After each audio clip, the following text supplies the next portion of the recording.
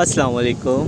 This is Shahriyar Hussain and welcome back to my channel. This is the second part of the lecture number 12 HCA 501 Business Finance. This is the point is that time value of money. So it said it refers to the fact that a dollar in hand today is worth more than a dollar promised at some time in future. Okay, so time value of the money का basic जो concept यही है कि अगर आपके पास इस वक्त $1 पे $1 वर्थ की अमाउंट है, ठीक है, अगर आप उसे रख देते हैं तो वो आपको कोई फ़ायदा नहीं देगी in the time of the future. और अगर आप उसको कहीं पे इन्वेस्ट कर देते हैं तो उसमें आपको कोई ना कोई प्रॉफिट हो सकता है, जिसकी वजह से वो आपकी $1 की अमाउंट $1.5 या मोर देन $1 हो सकती है। सो उस आप वैल्यू को कहेंगे या उस डॉलर को कहेंगे टाइम वैल्यू ऑफ मनी, कि हमें टाइम के साथ साथ अपनी मनी के अंदर इंक्रीज़ देखने को मिला है, हमें प्रॉफिट जनरेट हुआ है, तो उसको हम कहते हैं टाइम वैल्यू ऑफ मनी। ये बेसिकली ट्रेड ऑफ होती है, ट्रेड्स होती हैं। इसकी सिंपल सी मिसाल में अगर आपको दूँ तो आप इसमें बॉन्ड्स को देख सकते हैं, शेयर्स को देख सकते हैं, फिर आप जो क्रिप्टो ट्रेडिंग होती है या दूसरी ट्रेडिंग्स होती हैं, इनमें आप देख सकते हैं कि आपकी जो आपने इन्वेस्टमेंट है, आपकी पर्टिकुलर अमाउंट ऑफ मनी है, उसमें जो आपकी इन्वेस्टमेंट है उस पे आपको इन द फ्यूचर कोई ना कोई प्रॉफिट देखने को मिलता है, जिसको हम कहेंगे time value of money. Okay, simple interest versus compound interest, इसको अगर मैं आपको सिंपली समझाऊँ तो आप इस तरह से देखें कि आप किसी को कोई लोन देते हैं, ठीक है, और उस पर आप एक नॉमिनल अमाउंट होती है वो आप चार्ज करते हैं, ठीक है। वो लोन आप जो उनको दे रहे हैं वो पर एनम के लिहाज से होगा, per annum means per year के लिहाज से होगा, ठीक है। सो आप पर ईयर आपने एक लेट्स सपोज आप एक $100 का लोन आप किसी बंदे को को देते हैं और उससे कहते हैं कि पर एनम आपने इसके ऊपर on the return amount with the return amount, ठीक है, आपने इसके साथ 10% की जो नॉमिनल अमाउंट है आपने जो चार्ज कर रहे हैं वो आप इसके साथ देंगे, ठीक है। तो वो जो चार्ज अमाउंट होगी आपके $100 के ऊपर, वो $110 जो आपके पास आएंगे at the end of the year, वो आपके पास आएगा इंटरेस्ट, और उसमें इंटरेस्ट की अमाउंट क्या होगी 10%, उसमें आपकी इंटरेस्ट की अमाउंट होगी 100%।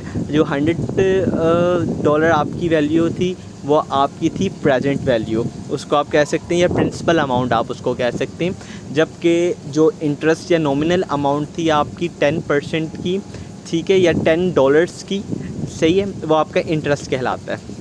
इसका सिंपल बेसिक कॉन्सेप्ट है। इसके नीचे उसने कुछ पैरामीटर्स दिए हुए हैं, जैसे कि उसने बताया कि P is equal to principal amount या प्रेजेंट वैल्यू आप इसे कह सकते हैं। R is equal to interest rate, interest rate को R से भी आप ज़ाहिर कर सकते हैं, I से भी आप ज़ाहिर कर सकते हैं। फिर T is equal to time period, years के अंदर इसने बताया हुआ, ये मंथ्स में भी हो सकता है, वीकली भी हो सकता है, ये डिपेंड्स करता है सिचुएशन टू सिचुएशन, और ईयर में 2 टाइम्स भी ये हो सकता है। तो T is equal to time periods, इसे T से भी आप इंडिकेट कर सकते हैं, N से भी इंडिकेट कर सकते हैं, नंबर ऑफ़ पीरियड्स या नंबर ऑफ़ टाइम्स। और उसके बाद I is equal to simple interest है आपका, जो कि आप फाइंड करेंगे, और इसका जो फॉर्मूला लिखा हुआ है I is equal to P multiply by RT, ठीक है, ये एक इसका फॉर्मूला लिखा हुआ है, I is equal to P multiply by RT, alright. फिर उसके नीचे कंपाउंड इंटरेस्ट क्या होगा। कंपाउंड देखिए, हमने बेसिकली इसके वर्डिंग से हमें समझ आ रहा है कि कंपाउंड क्या होते हैं। असल में मैं आपको एक चीज़ बताऊं कि अक्सर आप वर्ड्स ऐसे पढ़ेंगे कि आपने वो पढ़े हुए होते हैं, आपको उनका मीनिंग भी पता होता है और अंदर से भी वही चीज़ें निकलती हैं। जैसे कंपाउंड्स हमने केमिस्ट्री के अंदर पढ़ा था कि जब कोई ना कोई दो जो पार्टिकल्स होते हैं या सब्सटेंस होते हैं वो आपस में मिलकर एक मुरक्कबा बनाते हैं, कंपाउंड बनाते हैं, जब आपस में मिलते हैं तो एक मिक्सचर सा या एक कंपाउंड सा बनाते हैं, तो उसको कंपाउंड कहेंगे, यानी कि 2 या 2 से ज़्यादा सब्सटेंस या पार्टिकल्स हो सकते हैं। ठीक है, तो यहाँ पे भी कंपाउंड आप उसी को कहेंगे कि जिसमें 2 या 2 से ज़्यादा आप इंटरेस्ट लेंगे, 2 या 2 से ज़्यादा दफ़ा इंटरेस्ट लेंगे। वो आपका पर मंथ भी हो सकता है, पर कह लें कि वीकली भी हो सकता है, लेकिन डिपेंड्स करता है। बट नॉर्मली जो कंपाउंड इंटरेस्ट की हम जब भी बात करते हैं, हम कहते हैं कि जो हमें पर मंथ हम इंटरेस्ट लेंगे अपनी अमाउंट के ऊपर, उसको हम कहेंगे कि ये कंपाउंड इंटरेस्ट है। ठीक है, यहाँ पे I = P मल्टीप्लाई पे R की पावर T। ठीक है, ये इसने कंपाउंड इंटरेस्ट का फॉर्मूला दे दिया।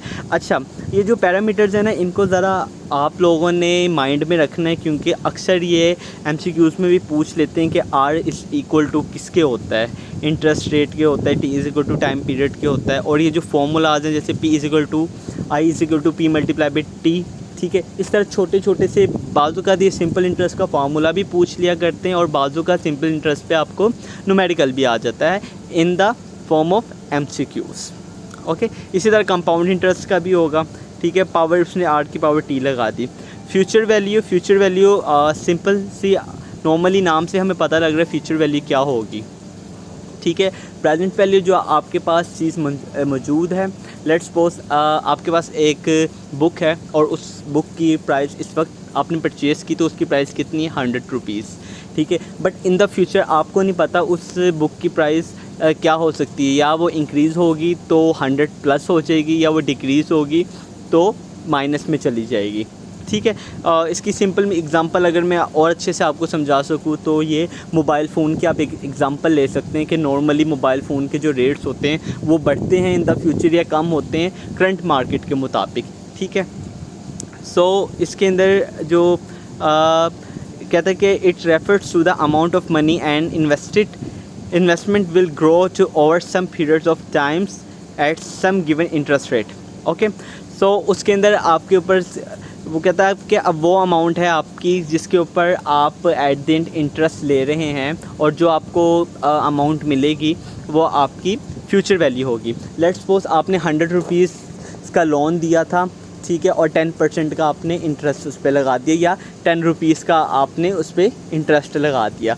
तो जब आपने अमाउंट दी थी वो आपकी थी प्रिंसिपल अमाउंट या प्रेजेंट वैल्यू थी, जिसको आपने कहा था कि वो 100 रुपीज़ है, लेकिन इन द फ्यूचर जो आपको वैल्यू मिल रही है वो मिल रही है 110 रुपीज़। जो 10 रुपीज़ आपका एक्स्ट्रा ऐड हुए हैं आपकी प्रेजेंट वैल्यू या प्रिंसिपल अमाउंट के अंदर, उसको आप कहेंगे कि ये हमारी फ्यूचर वैल्यू है। ठीक है, आगे उसने सिंपल इंटरेस्ट रेट का वही फार्मूला उसने दे दिया है, और एक एग्ज़ाम्पल इसने जैसे यहाँ पे दी हुई कि $1,000 deposit eight 8% per year of for 3 years simple interest rate. Okay, so I = आपके पास आ जाएगा इंटरेस्ट रेट 1000 मल्टीप्लाई बाय, आगे आपके क्या आएगा, R multiply by 3 years means के आपके पास क्या आ गया, 3 आ गया। ठीक है, तो आपने यहाँ पे भी इंटरेस्ट रेट आपने फाइंड करना है। P की वैल्यू आपके पास प्रेजेंट वैल्यू प्रिंसिपल अमाउंट 1000 आ गई। यहाँ पे आपके पास जो इंटरेस्ट रेट है वो R आपके पास आ गया 8%। जब इस परसेंट निकालेंगे तो 0.8% आ जाएगा। और आपके पास ईयर्स कितने आए हैं, 3 ईयर्स आए हैं, यानी कि N कह लें या आप इसको T कह लें, वो आपके पास 3 है। जब आप इन तीनों को मल्टीप्लाई करेंगे तो आपके पास 240 आपके पास अमाउंट आ जाएगी। ये आपका था इंटरेस्ट, आपने कैलकुलेट कर लिया। ऑलराइट, ठीक है, फिर कहते हैं कि $1,000 deposit eight 8% simple interest for 3 years and 240 interest rate. ठीक है, तो 240 आपके पास इसका क्या आ गया, इंटरेस्ट रेट आ गया। ठीक है, अब आप क्या करेंगे, प्रेजेंट वैल्यू क्या थी आपके पास, 1000 थी, $1000 थे। ठीक है, और आपने जब इंटरेस्ट कैलकुलेट किया तो वो आपके पास क्या आया, 3 years का $240। अब आप इसकी फ्यूचर वैल्यू कैसे निकालेंगे, सिंपल फॉर्मूला है कि 1000 या $1000 जो आपकी प्रेजेंट वैल्यू अमाउंट या प्रिंसिपल अमाउंट है, उसके अंदर आप क्या करेंगे, अपने इंटरेस्ट रेट को आप इसको के अंदर क्या कर देंगे, सम कर देंगे, जो आपका $240 निकला था। ठीक है, जब आप $1000 के अंदर $240 को सम अप करेंगे तो $1240 आपके पास आएगा। और यही हमने अभी पीछे भी बात की थी कि फ्यूचर वैल्यू वही होती है कि जो आपकी प्रेजेंट वैल्यू के ऊपर जो आप इंटरेस्ट लेते हैं, उस गिवन इंटरेस्ट को आप जब अपनी प्रेजेंट वैल्यू या प्रिंसिपल अमाउंट के अंदर सम अप कर देते हैं तो जो टोटल वैल्यू आती है आप उसको कहते हैं ये हमारी फ्यूचर वैल्यू है। ऑलराइट, यहाँ पे भी यही चीज़ उसने बताई गई है। अब उसने एक्सप्रेशंस बता दिए, एक फॉर्मूले के तहत आप किस तरह से निकाल सकते हैं। तो इसने एक फार्मूला बता दिया, F is to P 1 + RT, ठीक है, हो गया। अब एक चीज़ आपके लिए है कि आप चाहें तो सिंपल तरीके से भी, जिस तरह से पहले उसने बताया कि हमने पहले कैलकुलेट किया 1240, उस तरह से भी आप कर सकते हैं, और in the form of formula भी आप इसको कर सकते हैं एज़ यू विश। ओके, दोनों तरह से आप इसको कैलकुलेट कर सकते हैं, नो इशू, ठीक है। तो ये सिंपल 1000 + 1 + RT, यहाँ पे 1000 आई थिंक सो गलती से आ गया होगा, बट 1 यहाँ पे होगा और मल्टीप्लाई बाय RT। जब आप इनको कैलकुलेट करेंगे और एट द एंड आप उसके अंदर 1000 प्लस करेंगे तो आई होप सो आपका 1240 ही आंसर आएगा। अच्छा, इसके बाद इसने कहा in the 1 period case the formula for FV can be written as, अगर आपके पास 1 पीरियड केस हो, यानी कि एक ही पीरियड का आपके पास केस हो, पीरियड्स यानी कि आप इससे कह सकते हैं कि एक मंथ का कह लें कि आपके पास एक केस हो, तो उसके अंदर आपने क्या करना है कि वेयर द C0 या C0 is cash flow today time 0, ठीक है, क्योंकि 1 पीरियड है तो 2, 3, 4, 5 पीरियड होंगे। अबव 1 पीरियड होगा तो उसको हम time period 2 years, 3 years, 4 years का पीरियड हम कंसीडर करेंगे। अगर वो 1 पीरियड है तो आप इसको कह लें कि 1 ईयर का, तो इसको उसने 0 कंसीडर किया है, ठीक है। Cash flow time 0 and R is appropriate interest rate, ठीक हो गया। तो यहाँ पे C0 मल्टीप्लाई बाय 1 + R उसने दे दिया। T उसने यहाँ पे इसलिए नहीं लगाया क्योंकि ओनली 1 ईयर का हमने या 1 पीरियड का हमने सिर्फ इंटरेस्ट जो फ्यूचर वैल्यू थी वो हमने कैलकुलेट करनी थी, सही हो गया। तो इसलिए हमने यहाँ पे T नहीं लगाया। जब 1 से ज़्यादा वैल्यूज़ आएंगी, 2, 3, 4, 5, 6 ईयर्स की आएंगी, उसके अंदर हम T की वैल्यू को भी ऐड करेंगे। ऑलराइट, सिंपल ये फॉर्मूला है। उसने फिर नीचे अगला पॉइंट आपको बताया है future value for a lump sum आपने निकालनी हो तो हम किस तरह से निकालेंगे। सिंपल, आप ऊपर वाले ही फॉर्मूले को उसने यहाँ पे एलैबोरेट कर दिया कि if $1000 in investment at 10% rate the future value of this $100 in each proceedings years would be, क्या होंगी, ठीक है। P आपके पास या CO जिसको हमने कहा था कैश फ्लो, वो हमारे पास है $100 का मल्टीप्लाई बाय 1 फॉर्मूले का प्लस 10% जो इंटरेस्ट रेट था वो 0.10% हो जाएगा। जब आप इसको कैलकुलेट करेंगे तो 1110 आपके पास इसका आंसर आ जाएगा, ठीक हो गया।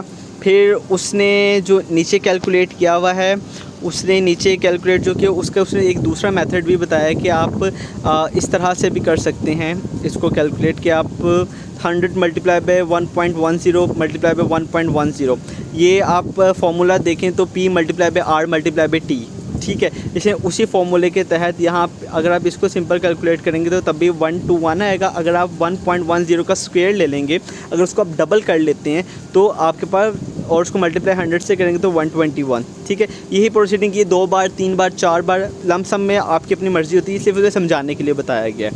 ओके हो गया, ठीक है। नेक्स्ट पॉइंट आपका आता है द मल्टीपल पीरियड केसेस के लिए फ्यूचर वैल्यू आप कैसे गिवन करेंगे। जर्नलाइज फार्मूला आपके पास वही है। देखिए, जब हमारे पास 1 पीरियड था, ठीक है, जब हमारे पास 1 पीरियड था हमने ये कहा था कि हम T उसके अंदर नहीं लेंगे क्योंकि हमारे पास ओनली 1 पीरियड है, ठीक है। जब हमने मल्टीपल पीरियड्स की बात कर ली, यानी कि नाम से हमें पता लग रहा है 2, 3, 4, 6, 5, 10 पीरियड्स होंगे इसके अंदर हमारे पास, ठीक है। तब हम यहाँ पे T की हम बात कर रहे हैं, alright.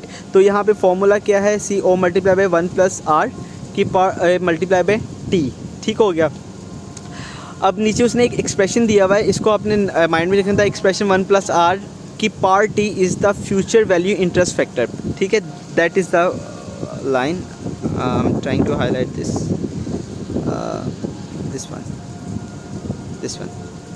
One the expression 1 + R की power is the future value interest factor. ये चीज़ आपने याद रखनी है। इस पर अव्वल आपको आएगा तो नहीं कोई न्यूमेरिकल, ठीक है, लेकिन मैं आपको एक चीज़ बताता चलूँ कि ये आपसे उसके अंदर MCQs में लास्ट मंथ इसका फॉर्मूले का पूछा जाएगा, ठीक है। नीचे उसने मल्टीपल केसेस आपको दे दिए कि $100 के लिहाज से अगर आप इसकी इंटरेस्ट एंड है 10% है और एंडिंग अमाउंट इसकी क्या होगी, तो वो आपके सामने इसने इसको सम किया हुआ है। सम करके उसने टोटल निकाल दिया, इंटरेस्ट को इसको कैलकुलेट कर लिया तो इसके बाद टोटल इंटरेस्ट आ गया, ठीक है।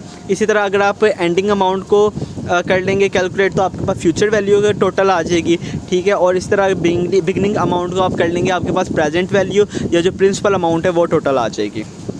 अच्छा जी, इसके बाद जो ये फ्यूचर केसेस के इसने ग्राफ्स दिए हुए, एक तरफ उसने वैल्यूज़ आपको फ्यूचर वैल्यूज़ दे दी हैं 100, 110, 120, ठीक है। टाइम ईयर्स दे दिए हैं और उसने क्या लिखा हुआ है, फ्यूचर वैल्यू सिंपल इंटरेस्ट है, कवर इंटरेस्ट, खैर।